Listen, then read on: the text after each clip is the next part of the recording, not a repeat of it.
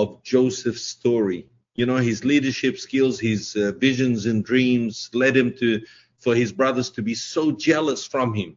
And you might have gone through a similar situation where people out of jealousy, hate, or envy over your life and the blessings of God over your life. They wanted to kill you. They wanted you out of their lives. They could not. It's not because you did anything wrong.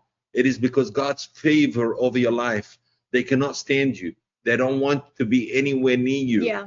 And that caused you to be in grief. That caused you to be in prison. Like Joseph was taken, sold for 20 silvers to the Ishmaelites. But God intervened. God came. Why, you say? What sort of divine intervention is that? Well, let me tell you. The divine intervention was that God saved Joseph so he's never killed. God saved him from the pit of the prison. And he elevated him. Why is that? Because he's a covenant-keeping God. And so when you go through trials, and you might be going through it right now, let me tell you, in the month of June, God is about to vindicate you. He's about to bring you. Why? He's about to bring you into his alignment, into his purpose, into your destiny. Why am I saying that?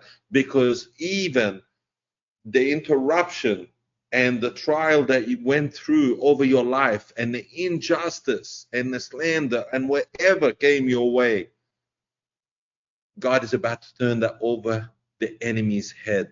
And this is why the famous verse in Genesis 50:20 says, you know what?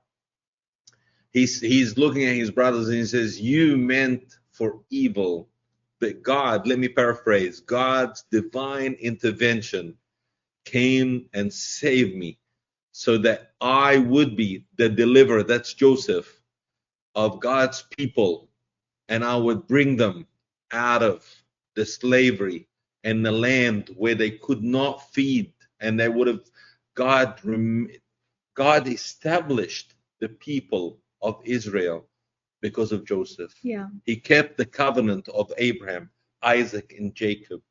And he is the same God that we serve right now. Yes. And he is saying to you, I'm a covenant keeping God. If you went through a trauma, if you went through injustice, if you went through whatever the enemy threw at you, God is coming in the month of June with divine judgment against your enemy.